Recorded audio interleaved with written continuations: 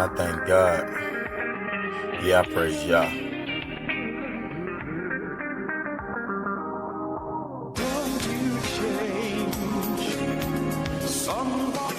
I don't know it all, just know you over it all. They kick me when I fall, but it ain't over it all. Your love is too much, I can never get enough. To the point when I'm down and I feel like giving up. It restores me again, then spills out the cup. They say put a lid on it, but it don't leave erupt. When you speak, I just listen and I don't interrupt. You be taking me in depth, what they scared to discuss. Then you feed me in your spirit, what my flesh is allergic to. You're the judge, jury, executioner, and verdict too. You was everlasting life, I seen that your word is true. At time I was lost, it seemed I was lost. And you I was found, can't believe what you restore me to. Wanna see the Father, but I need the Son in order to. Angels bow before him, heaven and earth adore him. Who can be against you if Yah before you?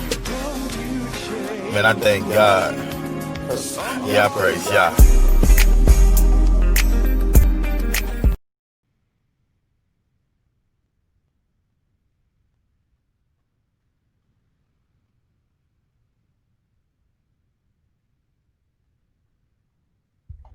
The original Hebrew language brings the Bible to life in amazing ways. In Genesis 1:1, we know it says, in beginning. We say in the beginning. In beginning. That's Bereshit. Bet, Resh, Aleph, Shin, Yod, and Tav. And originally Hebrew was written with symbols. The pictographic symbol for Aleph is like an ox head, and it represents strength. Bet is tent or house. Ab, Aleph, Bet, Abba, father, the strength of the house. Aleph, strength. Beit, tent or house. Resh is a head, a little picture of a head. And we know that, B and R together, bar, son of. Aleph is God, the strength of the tent, Aleph Beit. God of beginnings, the creator. Some say it's technically correct for the written version of Scripture to begin with Aleph, but God does not do that in the Holy Bible. He places bar first. He places the Son first. So Aleph Beit, Father, Ab, Abba, the strength of the tent is God, and Beit Resh, bar, son of. So in the first word of the Bible just there, in the first three letters of the Old Testament, we have the Son of God with a language that is thousands of years old. Hold on, it gets crazier. Beit Resh Aleph, then Shin. The symbol is like teeth. It represents destruction or devouring. Yod is an outstretched hand and arm, and it represents work or doing something. And finally, Tav is a T, one's mark. One makes a mark or a cross. So when you lay out the pictographs for Hebrew, for Bereshit, and take the meaning with the phonetics of each letter and what the letter combinations mean, you get the Son of God, Bet Resh Aleph, is destroyed, Shin, by the work of his own hand, Yod, willingly on a cross, Tav. Yeah, the Bible is that deep. The Son of God is destroyed by the work of his own hand, willingly on a cross. Bereshit.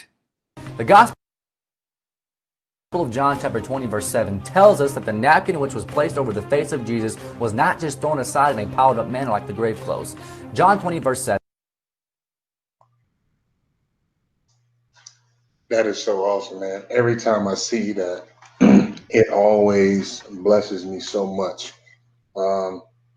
So we have from the very beginning, in the very beginning, where a lot of people like to say, you know, people talk about Yeshua or Jesus being in the Old Testament and where is he located? In the very first three letters, the first three words in the beginning, we find the Father and Son there. That's amazing. But we're going to touch on that a little bit later in our presentation, okay? So let's go ahead and let's jump right into our fundamental verses. Genesis 1:1. Let's go there since we've already kind of started. So I'm going to go ahead and share my screen. And let's go ahead and pull up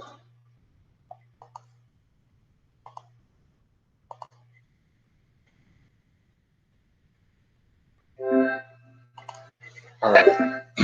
Let's go ahead and look. See my screen there, brother? Yeah, I see it. All right, excellent, excellent. All right, so let's go. We're going to go first 19 verses, okay?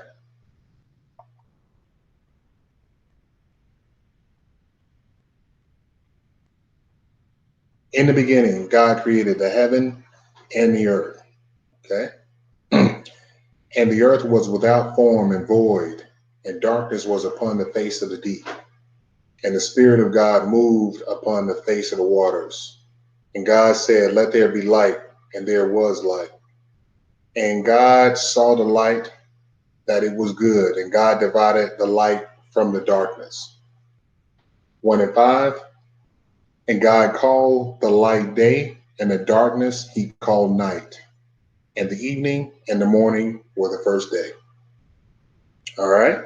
So we have the conclusion of the very first day. So let's just kind of stop there and let's look at a couple of things within what we've already read. Okay. So in these very opening verses, okay, we see these opening verses refer to Yah, the Father, through Yeshua, the Son, creating the heavens. And the word does refer to 3 different heavens, and we'll touch on each one of those as we kind of progress through this study. All right.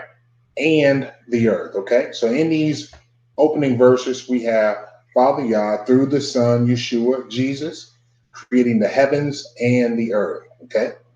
So clearly, we see the earth being created before the sun. So Darwinism teaches us that, of course, we on earth, we're orbiting the sun. But as you can see, in the very opening of the word, says something a little bit different. So I don't know about you, brother, but I'm going to trust the word. Okay. we're going to err on the side of Father Yah and not man. Okay. All right. So let's look at the phrase without form. Okay. And we're going to see that in Genesis 1 and 2. All right. So we have without form. And of course, we are on blueletterbible.org. Okay. And let's look at the word in the Strong's Concordance that references or refers to without form. Okay.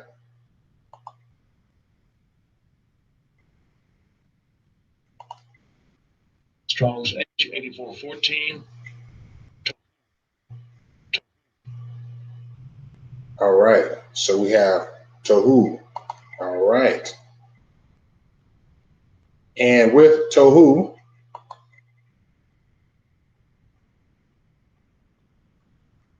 let's look at it. Formless, confusion, unreality, emptiness, formless. And they have in parentheses primeval earth. Okay. So the very beginning. All right.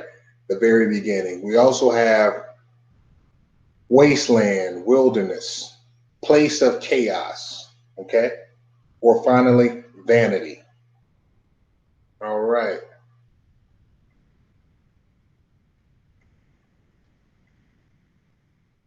So let's go on a little bit further. And we're going to move a little bit further down into our teaching. Let's go all the way back.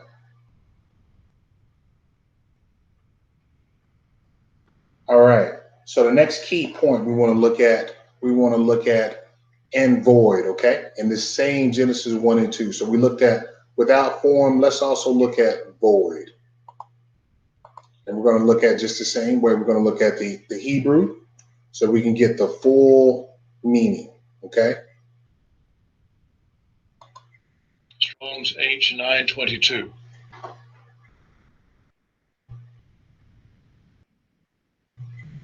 All right.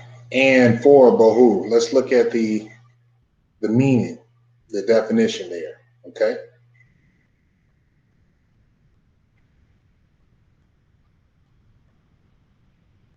Undistinguishable, ruin. Again, we have emptiness and void, okay? Emptiness and void. Now, so I hope everything is kind of lining up. So again, we have desolation. We have, totally wilderness. We have a wasteland. We have total desolation. We have all these things going on. Okay. Now, this is how some people, when they're looking at the reason why in verse 1 through 2, some people say there's something obviously happened in between these 2 verses. You'll hear some people refer to this theory as gap theory. Okay. We're not going to speculate on that because that could be a whole different discussion in itself, but we want to make sure we're kind of hitting on some of these things. So we want to make sure we're talking about it. Okay. We're going to tie these things up. But again, we're taking the opportunity to look at the Hebrew so that we totally understand what is going on here. And there's no question. Because again, as you look at one version of the Bible, the King James versus the NIV, you'll see different words translated differently. And of course, you'll see different meanings. So we want to make sure that we're on the same page. All right. Before I go on any further, we good? Brother Phil, do you want to add anything to what we're saying? Or do we want to continue to go on? I want to make sure I'm giving you Go on, brother. I'm here with you. Okay. All right. Then we're going to continue to go. All right. So we're going to continue to stay in verse 1, Genesis 1 and 2. Okay. So we have, and the earth was without form and void, and darkness was upon the face of the deep. The face of the deep. Let's look at that phrase. Okay. Because as we proceed in this teaching, we're going to definitely be hitting on some different things here. And I promise you, these words that we're hitting on, there's a purpose, there's a reason for it. So just be patient with us, and I promise we're going to tie everything up in the end, okay? So again, we're looking specifically at of the deep, okay? Let's look at that in the Strong's Concordance, the Hebrew.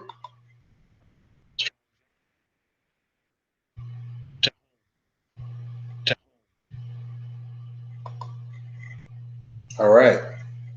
So we have, let's look at it. All right, an abyss, okay? Especially the deep, the main sea or subterranean water supply, okay? Deep place. All right. So again, I promise this is, I'm going someplace with this, so you can just continue to bear with me here. Let's go ahead and jump now to Genesis 1, 7, and 8. Okay.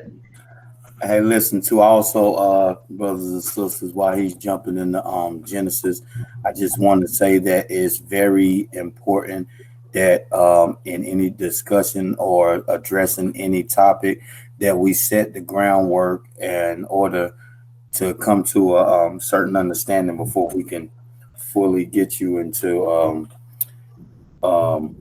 The meat of the discussion. Exactly. We got to lay the groundwork. Got to lay the groundwork. Exactly right, bro. Go ahead and proceed, brother. Okay. All right. So we're Genesis 1, 7. Okay. And we're going to go 1, 7, 1 through 1 and 7 through 8. Okay. And God made the firmament and divided the waters which were under the firmament from the waters which were above the firmament. And it was so. And God called the firmament heaven. And the evening and the morning were the second day.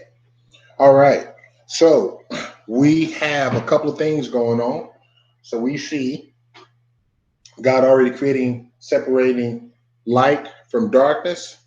So we have night and day. We've already concluded the end of the first day. Now we see God adding greater depth to what he's already created. Okay. So we're hitting on a word or phrase that can be very, I guess, controversial, but we're gonna discuss this in greater detail, and we're gonna talk about the firmament. And you remember originally we were talking about the word refers to there being several heavens. Okay, more specifically refers to 3. So the firmament being the second heaven. All right. We're going to talk about the first heaven in a little more detail a little further on. We're going to we don't want to do anything that is confusing. We want to take this straight from the word. And it's the reason why we're looking at some of the Hebrew so that we can get an even deeper understanding of where we're going with this. Okay. So let's look at, again, of the deep. Okay. Now,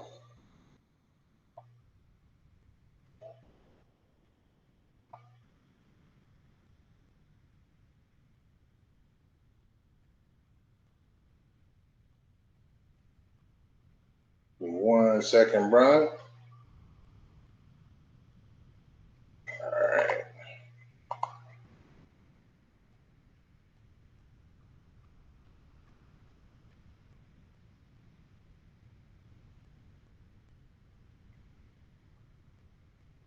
All right. So again, play this one more time. Strong's H 8415. All right. So we have an abyss of water. Okay. An abyss of water. Now, again, we want to make sure that we're tying all these things in. Okay. We talked about the waters of the deep, because again, we're going to tie everything in a little bit later on in our study. But I promise we're going to come back to this, and we're going to hit this in a little greater detail. Okay. But the main things we want to point out at this point, again, is second heaven. This is going to be critical for you to understand what is going on, because I know we're throwing out different terms. We're talking about first heaven, the second heaven, and the third heaven. But I promise this will all make sense, because a lot of times when people read these verses and we start talking about the firmament, this is the reason why it is so confusing. It can be if you don't understand what's going on. So we want to really make sure we're taking our time to really kind of break this down and understand where we are going with this. All right. You want to add anything, brother, before we go on? Or we good? We good, brother. Proceed. Okay. All right. So again, we've noted that in Genesis 1 and 8, this is our first reference to the second heaven. All right. So let's go ahead and go to Genesis 1 and 20. All right. And let's read it.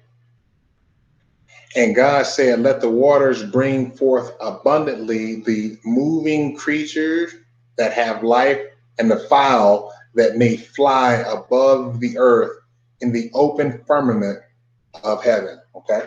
So we jump down to 20. Okay. Because we just discussed the firmament being the second heaven. So in Genesis 1 and 20, we have a direct reference in the word as to what exactly the first heaven is. Okay. So the first heaven is just going to be the open firmament, where you have the birds, the insects, they're flying in the open firmament. Okay. So very important. So again, we've already established biblically a biblical evidence for the first heaven, the second heaven. And of course, the third heaven is going to be where the Father is. All right. Any questions? Everything making sense, brother? Oh yeah, I'm right there with you, brother. 100%. All right. So let's go ahead and keep going. We're going to go ahead and move over to Genesis. Let's go to Genesis 7, 11 through 12. Okay. 7, 11, and 12. 1 second, and we'll go ahead and go to 7. All right, so we have Genesis 7, 11, and 12. Okay. So in the 600th year of Noah's life, in the second month, the 17th day of the month, the same day, were all the fountains of the great deep broken up, and the windows of heaven were open. 12, and the rain was upon the earth 40 days and 40 nights. All right. So let's look at this, break this down very quickly here. So again, we have a couple things that we're learning here. So first and foremost, first thing that jumps out at us is that we learn that the flood takes place in the 600th year of Noah's life. All right. So again, very good information to know. The second thing that jumps out at us reading these two verses is that we now have a foundation. We have sources for the waters that caused the flood. Okay. So let's go to 7 and 11. What are they talking about here? We have the fountains of the deep, fountains of the great deep. I apologize. So this is, again, time is taking us right back into where we were in Genesis 1 and 2. Genesis 1 and 2. Let's go back there just a minute. Let me just pull this up me use another app, and then we can pull this up and we can kind of compare these two.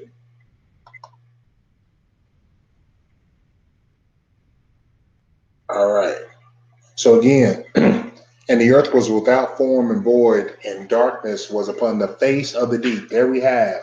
So we're talking about the exact same places. So we have, let's go back to 7 and 11. We have the fountains of the great deep. So we know where these fountains are located. They're located in the great open sea. All right. Now, again, if you guys have noticed and been in our group, we have a Hebrew cosmology diagram that kind of help lay this out physically, so you can kind of help paint a picture in your mind. Okay. We still have that available in the group, don't we, Brother Phil? What's that? The diagram, the Hebrew cosmology diagram that we have, the way the earth is broken out in a group. If not, we'll make sure that that is available. Yeah. So you kind of look at that diagram as we kind of talk about this, because it will help you, really kind of help you, paint a vision, an image in your mind as to what exactly we're talking about. Okay.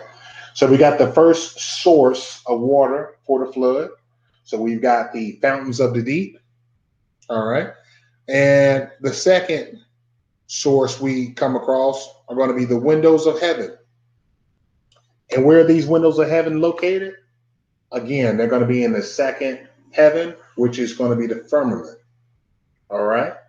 And again, this diagram will really kind of help you to kind of see this representation as the ancient Hebrews, viewed the world around them. All right. I got one. Right. As a matter of fact, let me pull up another one. My apologies. Go ahead, proceed. I'm gonna try to find a better one. Okay. Let me know so I can go ahead and release the screen so you can pull that up, so we can, again, if we want to talk about this and look at this. Okay. All right. All right. So let's go ahead and look at the third source where Brother Field is pulling up what he needs to pull up. And the third source of rain is going to be, source of water is going to be rain.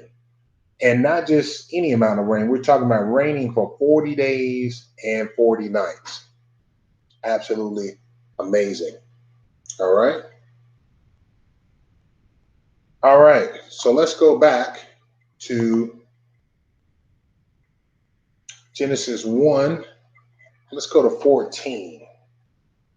We just looked at Genesis 7 and 11. And these next set of verses that we're going to be looking at are going to be talking about verses that support the placement or the positioning of the firmament, okay? Because this is such a key aspect of understanding what is going on, what's really going on in these opening verses in Genesis. Before I move on, Brother Phil, do you have the diagram ready? I was unable to find that actual diagram that we have, but I actually found a pretty good one that is displaying the firmament and all of that. Okay. All right. So let me get it on the screen real good for the people before I share where they can see it. Okay. Let me go ahead and stop sharing.